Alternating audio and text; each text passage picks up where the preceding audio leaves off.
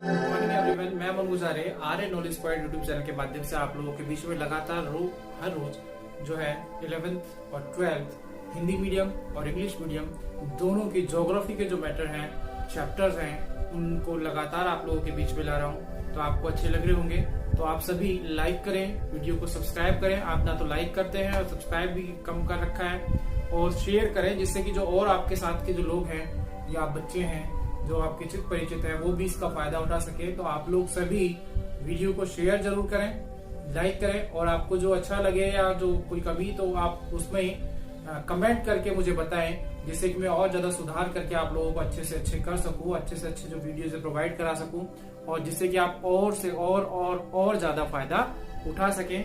मैं आपका मनोज आर्य knowledge point. Lesson number 9 आपका चल रहा है, जिसका नाम है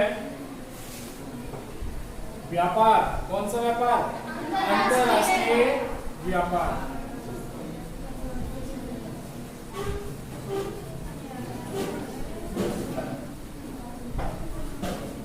इसको समझने से पहले आपको व्यापार को समझना होगा कि व्यापार क्या होता है। व्यापार जो होता है वस्तु व सेवाओं का आदान प्रदान।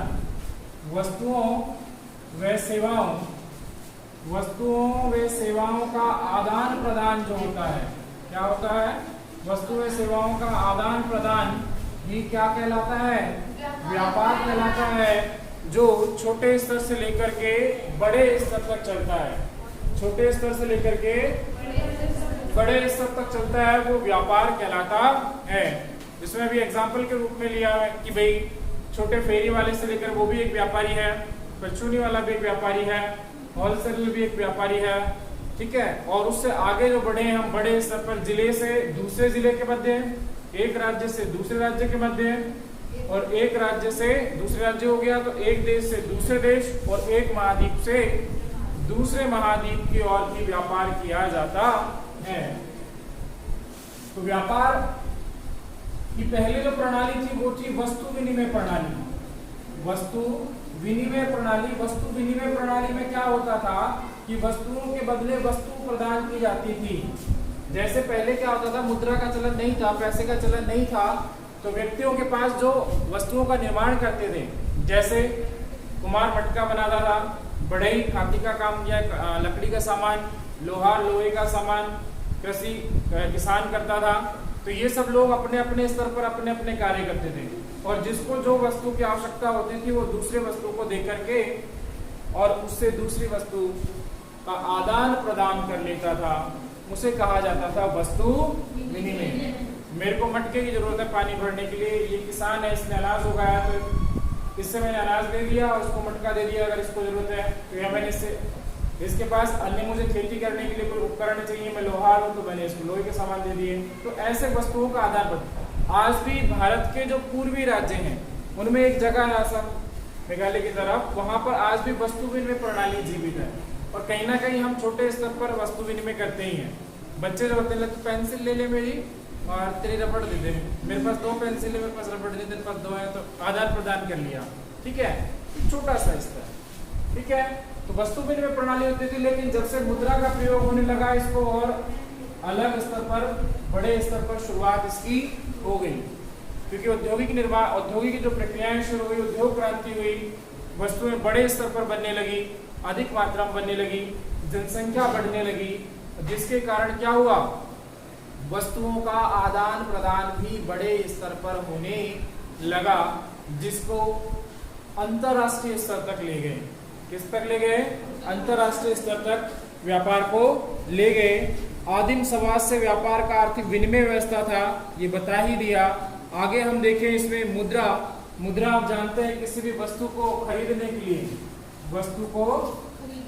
के लिए जो माध्यम है वो है मुद्रा। खरीदने का, वस्तु को खरीदने का माध्यम है, क्या है? खरीदने का जो माध्यम है वो मुद्रा है, रुपया है, जो जिस देश की कंट्री में जो चलन है वो आज वर्तमान में विनिमय का माध्यम है, ठीक है। वस्तुओं को खरीदने बेचने का माध्यम बना हुआ है। प्राचीन समय में भी इस व्यापार, और कौन से व्यापार? अंतरराष्ट्रीय व्यापार के उदाहरण मिलते हैं। प्राचीन सिल्क रूट, जिसे रेशम मार्ग कहा जाता है। प्राचीन रेशम मार्ग जो चीन से वाया भारत पाकिस्तान होता हुआ ये पूरा रोम साम्राज्य तक जाता था। इसमें आप देखें तो पुरातन अंतरराष्ट्रीय व्यापार का इतिहास जो होगा, इतिहास में हम देख रहे हैं, इसमें देख रहे हैं व्यापार का इतिहास। पुरातन समय में भी बहुत सारी सभ्यताएं हुई हमारी। जैसे हम बात करें मोहनजोदड़ो है, मेसोपोटामिया है, रोम है, ठीक है। मोहनजोदड़ो हड़प्पा ये सिंधु घाटी के थे। किसके थे? सिंधु घाटी के 2 नगर थे। तो सिंधु घाटी सभ्यता होगी, मिस्र की सभ्यता होगी, यूनान की सभ्यता होगी, रोम की सभ्यता होगी, ठीक है। ये सब सभ्यताएं पनपी और इनमें व्यापारिक स्तर पर आपस में संबंध भी पाए जाते हैं। आगे जाकर जब आप इतिहास पढ़ेंगे, इतिहास में देखेंगे कि किस प्रकार से वस्तु और मुद्राओं का चलन। हमारे यहाँ विराट है, विराट नगर का नाम सुना होगा। वह विराट नगर में उत्खनन के दौरान जब यहाँ विदेशी जो मुद्राएं हैं वो मिली हैं, उससे संभवतः पता लगाया गया कि हमारे यहाँ का संबंध भी दूसरे राष्ट्रों में रहा होगा, दूसरे राष्ट्रों से आपसी लेन देन होता रहा है, तभी मुद्राओं का इधर उधर चलन होता है, ठीक है। आगमन होता है, एक स्थान से दूसरे स्थान पर आती जाती हैं। सामग्रियां भी मिली हैं, जैसे चीनी मिट्टी के बर्तन प्रसिद्ध हैं। तो ऐसे बहुत सी ऐसी जो वस्तुएं हैं जो इधर उधर प्राप्त हुई हैं। अलग अलग काल में, अलग अलग समय में इस प्रकार की वस्तुओं का उल्लेख, मुद्रा का उल्लेख किया गया है। प्राचीन इतिहास में व्यापार की बात करें तो सिल्क रूट का नाम सबसे पहले आता है। किसका नाम आता है? प्राचीन काल में जो है दूरियां तय करने के लिए सिल्क रूट था। तो प्राचीन काल में परिवहन जो था वो थोड़ा कठिन था, परिवहन कठिन था। और कठिन होने का कारण था कि यहाँ पर क्या आवागमन के साधन नहीं थे। भाई घोड़े से जाते या पैदल जाते या बैलगाड़ी या ऊंटगाड़ी या इस प्रकार से ऊंटों पर, बैलों पर सामान को लाद करके एक जगह से दूसरे स्थान पर ले जाया जाता था। और मात्रा क्या होती थी? कम होती थी। या तो पशु ज्यादा होंगे तब जाकर मात्रा बढ़ेगी।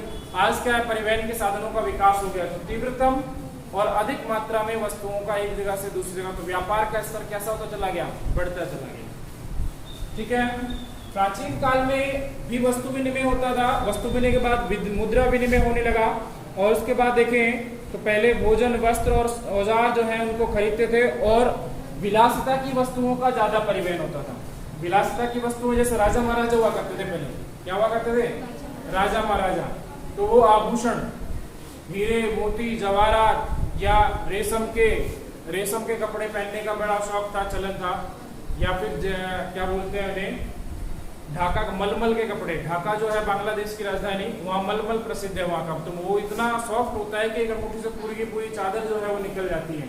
तो वो और ऐसी मूल्यवान वस्तुओं का प्रचलन ज्यादा होता था, जो विलासिता की वस्तु थी। तो उनको दूरस्थ क्षेत्रों तक पहुंचाया जाता था। जैसे धातु की बनी हुई वस्तुएं या मूर्तियां या ऐसे, उन वस्तुओं का परिवहन ज्यादा दूर तक होता था। सामान्य जो आसपास क्षेत्रों से प्राप्त हुई वस्तुएं जो है उनका तो खपत कहीं हो जाती थी, वहीं आसपास क्षेत्रों में उनकी खपत हो जाती थी, क्योंकि परिवहन के साधन नहीं थे।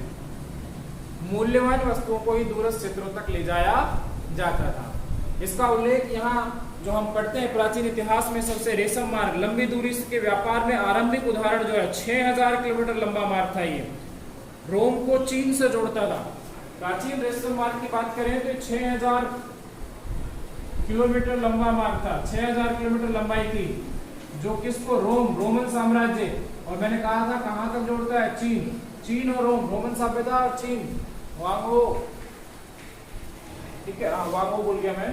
यांकी सिकाने में और भी कई नदियां हैं। तो चीन की जो नदी घाटी सभ्यता, चीन का जो था रोम से व्यापारिक संबंध था, तो भारत बीच में आता था। भारत के उत्तरी क्षेत्र से ये रेशम मार्ग जो है गुजरता है, ठीक है। सिल्क रूट नाम करके हॉलीवुड की फिल्म भी बनी हुई है, जिसपे एक दस्ता होता था जो सुरक्षा के लिए भी लगाया गया था राजाओं की तरफ से, ठीक है, शाही दस्ता बोलते थे। रोमन साम्राज्य आप देखिए 6000, इसमें देखो कहाँ से, ये भारत, पर्शिया यानी कि ईरान के मध्यवर्ती जो स्थान है उसमें जोड़ते रेशम बने। रेशम, भारत का जो रेशम था, चीन का जो रेशम था, रेशम जो है चीन का प्रसिद्ध था उस समय।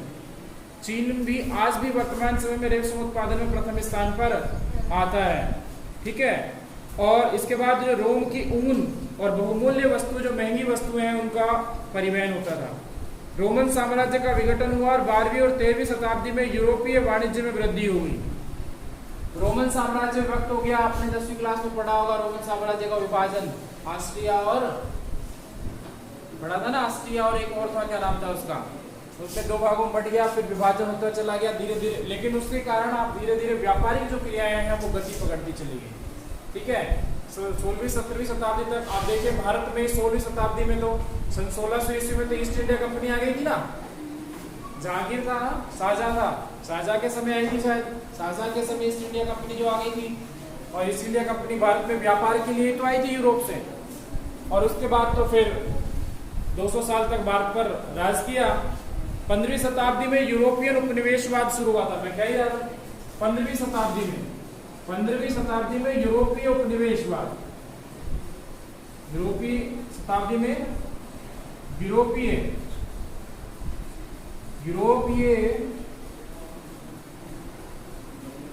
उपनिवेशवाद, उपनिवेशवाद आपने 10वीं में पढ़ा है। तो उपनिवेशवाद था जब यूरोप के शक्तिशाली राष्ट्र थे जिनके पास बंदूकें थी, हथियार थे, उन बंदूकों और हथियारों और तोपों के आधार पर शक्ति एकत्र करने के बाद इन्होंने दूसरे राज्यों को अपने अधीन, क्योंकि शक्तिशाली हो गए। भाई शक्ति किसके बाद होती है, तगड़ा पहलवान होगा तो कमजोर उससे डरेगा, सीधी स्वाभाविक सी बात है। फिर पता लगे मुक्का मार दिया और वो धरती चाटने लगे हैं, तो पहलवान से डरते हैं। इसीलिए जो शक्तिशाली राष्ट्र होते थे उनसे जो कमजोर राष्ट्र थे वो डरते थे। तो यहाँ यूरोपियन शक्ति उभर करके आई उस समय 15वीं शताब्दी में, तो वहां उसने उपनिवेशवाद शुरू कर दिया। उपनिवेशवाद क्या था कि अपने अधीन करना, उनको गुलाम बनाना, राज्यों पर कब्जा करना शुरू कर दिया, देशों पर, और भारत भी इसका शिकार हुआ। मैंने कहा कि 16वीं शताब्दी में भारत जो है, भारत में यूरोपियन जो इंग्लैंड है वो एक ईस्ट इंडिया कंपनी करके व्यापार के लिए घुसा था और 200 साल तक फिर इस पर राज करके चला गया। ठीक है, 1857 में पहली क्रांति हुई, 1857 में भी नहीं, फिर तब जाके 1943 में जाके हम आजाद हुए। वो भी बहुत लड़े मरे, बहुतों ने कुर्बानियां दी, शहीद हो गए, तब जा करके। तो ये उपनिवेशवाद था। इसमें ब्राजील के, अफ्रीका के बहुत सारे देश, यूरोपियन बहुत सारे देश को गुलाम बना लिया था इंग्लैंड वासियों ने। ठीक है, ये समय था उपनिवेशवाद का, इसका उपनिवेशवाद। और इस उपनिवेशवाद में व्यापार जो है बड़े स्तर पर पनपा। आपको पता होगा कि भारत बस कच्चे माल का निर्यातक बन के रह गया था। भारत में कच्चा माल उत्पादन, प्रोडक्शन खत्म कर दिया था। जब भी तो गांधी जी ने चरखा चलाया था कि स्वदेशी अपनाओ। होता क्या था, अंग्रेज यहाँ से कच्चा माल, कपास और अन्य ऊन वगैरह ले जाते थे और यूरोप में ले जाते, वहां फैक्ट्रियों में मशीनों के माध्यम से कपड़ा बना करके भारत में बेचने के लिए। तो कच्चा माल का निर्यातक देश बन के रह गया था। और ब्रिटेन जो है वहां से पक्की वस्तुओं या बनी हुई वस्तुओं का बाजार बना लिया था भारत और समीपस्थ उपनिवेश जो देश थे इंग्लैंड में, वहां से बना के लाते थे और यहाँ उच्च मूल्यों पर बेचते थे। गांधी जी को गुस्सा आया, ले लाठी निकल पड़े और कहा चरखा घुमाऊंगा, है ना, और चरखा घुमा दिया और फिर क्या बनाया, धागा बनाया, सूत, और चरखा आंदोलन चलाया जिसमें भाई स्वदेशी अपनाओ, स्वदेशी वस्त्र, जिसमें आपने कहा कि विदेशी वस्त्रों की होली भी जलाई। ठीक है, वो सब आपने पढ़ा है। तो 15वीं शताब्दी में यूरोपीय उपनिवेश बढ़ने के साथ साथ में व्यापारिक क्रियाएं भी बढ़ने लगी और व्यापार शुरू हुआ। और इसी समय एक व्यापार और प्रचलन में था जिसे कहते हैं दास व्यापार। दास व्यापार, अफ्रीका से लोगों को पकड़ो और पकड़ करके ले जाओ और बेच दो। आदमियों को बेच दिया जाता था, औरतों को बेच दिया जाता था। ठीक है, छोटे छोटे बच्चों को बेच दिया जाता था, क्योंकि छोटे बच्चे खिला पिला कर फिर उनको काम में लगाया जाता था, मरे तो मर जाए और खरीद रहे। ठीक है, ये दास व्यापार हुआ करता था। इसमें क्या होता था कि ये विदेशी जो लोग थे, उपनिवेश जो देश थे, उनसे लोगों को पकड़ करके ले जाते थे अपने बागानों पर काम कराने के लिए, अपनी फैक्ट्री और मिलों पर काम कराने के लिए। उनको वहीं बांध करके उनको बस खाना दिया और काम कराते थे, खरीद लिया करते थे एक तरीके से। तो उस बीच में बिचौलिए भी आ गए थे। ये पहलवान सा कोई आ जाए और ये 5-7 आदमी पकड़ लिए, अब मैं बेच दूंगा इनको। ठीक है, तो उस समय दास व्यापार प्रथा लोग खरीदते थे। ठीक है, तो दास प्रथा बाद में इसका अंत हुआ। ठीक है, उसके बाद में देखिए दास प्रथा कहा गया। अमेरिकन में दास नीलामी, मैं बात कर रहा था, नीलामी की जाती थी। दासों की बिक्री और अस्थायी रूप से स्वामियों को ये सौंप दिए जाते थे। आपने देखो राजा महाराजाओं के पुश्ते नहीं होते थे गुलाम, जिनके दादा परदादा मर गए, उनके औलादे और पड़पोते सड़पोते क्या कर रहे हैं, आज भी गुलामी कर रहे थे। ठीक है, वो दास व्यापार था एक तरीके से। दास बोला करते थे जिन्हें खरीदने वाले क्रेता और कुशल व स्वस्थ दास जो होते थे उनको 2000 यूरोपियन डॉलर में खरीदा जाता था। ये डॉलर ही है, डॉलर का साइन है। ऐसी नीलामियां हुआ करती थी। पुर्तगाली, डच, स्पेनिश और अन्य अंग्रेजों अफ्रीकी मूल निवासियों को पकड़ा और बलपूर्वक क्या किया, खासकर इसमें अफ्रीकी और अन्य जो यूरोपियन एशियन जो लोग थे उनको पकड़ा और बेचना शुरू कर दिया। तो ये भी एक आय का साधन बना उस समय। ये भी एक आय का साधन बना उस समय, जिसमें लोगों को पकड़कर बेचा जाने लगा। आगे देखें इसमें तो औद्योगिक क्रांति के बाद औद्योगिक क्रांति हुई। फ्रांस की औद्योगिक क्रांति आपने पढ़ी है। फ्रांस की औद्योगिक क्रांति हुई, उसमें उसके बाद हम देखें तो अनाज, मांस, ऊन आदि की मांग बढ़ी, क्योंकि उद्योग के लिए क्या चाहिए होता है, कच्चा माल। क्या चाहिए होता है, कच्चा माल। और कच्चा माल से जो पक्का माल में निर्मित करने के लिए औद्योगिक इकाइयों का निर्माण किया गया। कच्चे माल से पक्के माल का निर्माण करने के लिए औद्योगिक इकाइयों का निर्माण किया गया, जिसमें आप देखिए पहले चरखे से बनाते थे, अब क्या आ गए थे, हथकरघे जिसे हम कहते हैं। उसके बाद में मशीन चलित हथकरघे आ गए थे। ठीक है, और धीरे धीरे धीरे तकनीकी का विकास होता गया और उद्योग का भी विकास होता गया और व्यापारिक क्रियाएं बढ़ती गई। औद्योगिक राष्ट्रों ने कच्चे माल के रूप में प्राथमिक उत्पादों को आयात किया। आयात मतलब खरीदना और निर्यात मतलब बेचना। तो जो औद्योगिक राष्ट्र थे उन्होंने सामान को आयात करना शुरू कर दिया और बना करके फिर उसे निर्यात करना शुरू कर दिया। 19वीं शताब्दी के उत्तरार्ध में प्राथमिक वस्तुओं का उत्पाद करने वाले महत्वपूर्ण जो राष्ट्र बन गए थे बहुत से। तो आप देखिए जापान देश का नाम सुना होगा आपने। जापान एक ऐसा देश है जिसमें कच्चे माल का निर्माण जो होता है बहुत ही कम है। ये आयात करता है और मशीनरी, ये टेक्नोलॉजी में सबसे आगे है। बच्चा ऐसे कैसे कह ले कि बच्चा यहाँ क्या करता है, टेक्नोलॉजी की सहायता से कार्य करता है। ठीक है, बहुत उन्नत देश है टेक्नोलॉजी में। ठीक है भाई, तो जापान आयात करता है। तो ऐसे देश जिन्होंने औद्योगिक विकास किया, खासकर यूरोपियन और अमेरिकन, इन्होंने औद्योगिक विकास के साथ साथ क्या किया, आयात करना शुरू कर दिया। उत्पादन जो है अन्य देश जो कर रहे हैं, जहां से कच्चा माल के मिल रहा है वहां से खरीद लो। ठीक है, इसके लिए एक संगठन बनाया गया व्यापार के लिए, फिर GATT, general agreement trade and tariff, GATT। इसे किस नाम से जानते हैं, गेट के नाम से जानते हैं। वो दरवाजा नहीं है, वो वाला गेट नहीं है। ये प्रथम व्यापार के लिए किया गया एक संगठन बनाया गया जिसे हम कहते हैं GATT, journal agreement trade and tariff. व्यापार हेतु प्रशुल्क एवं व्यापार समझौता था। ये व्यापार एवं शुल्क हेतु सामान्य समझौता। जर्नल मतलब सामान्य, व्यापार ट्रेड एंड ट्रैफिक जिसे कहते हैं, ट्रेड एंड व्यापार व शुल्क हेतु सामान्य समझौता।